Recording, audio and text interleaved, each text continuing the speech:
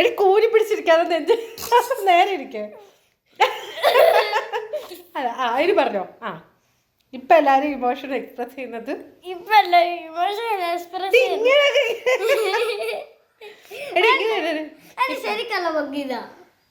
ഇനി ഞാൻ ഇപ്പൊ ഒരു കാര്യം ചെയ്യാം. ഈ കസാരയുടെ മണ്ട കയറിയിരിക്കാം. അത് മതി. പറ. ഇപ്പൊ എല്ലാരും ഇമോഷൻ എക്സ്പ്രസ് ചെയ്യുന്നത് കസാരയുടെ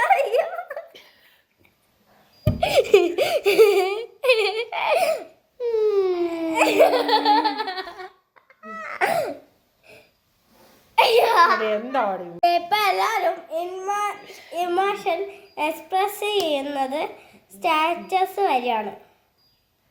അങ്ങനെ നമുക്ക് അവരെ മനസ്സ് മനസ്സിലാക്കാം. അല്ലാതെ ഒന്ന് പറഞ്ഞേ. ഇപ്പൊ എല്ലാരും അത്രയും വേണ്ട. നീ പൊളിറ്റീഷ്യൻസിന്റെ പ്രസംഗത്തിലല്ല പോകുന്നത്, റീൽസിലാണ് പോകുന്നത്. പറഞ്ഞോളൂ. ഇപ്പൊ എല്ലാരും ഇപ്പൊ എല്ലാവരും ഇമോഷൻ എക്സ്പ്രസ് ചെയ്യുന്ന സ്റ്റാറ്റസ് വഴിയാണ് അല്ലേ? അത് പറ. അങ്ങനെ നമുക്ക് അവരെ മനസ്സ് മനസ്സിലാക്കാം. ഇപ്പൊ എല്ലാരും എനിക്ക് അറിഞ്ഞൂല. ഇപ്പൊ എല്ലാരും സ്റ്റാറ്റസ് അല്ല ഇപ്പൊ എല്ലാരും ഇപ്പൊ എല്ലാരും ഇമോഷൻ എക്സ്പ്രസ് ചെയ്യുന്നത് സ്റ്റാറ്റസ് വഴിയാണ്. ഇപ്പൊ എല്ലാരും ഇമോഷൻ എക്സ്പ്രസ് ചെയ്യുന്നത് സ്റ്റാറ്റസ് വഴിയാണ്. നീ എന്തിനാ കഴിച്ചു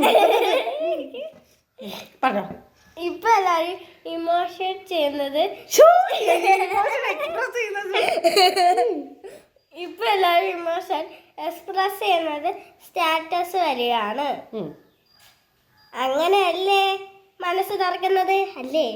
അല്ലേ? അല്ല. അങ്ങനെ നമുക്ക് അവരെ മനസ്സിലാക്കാം.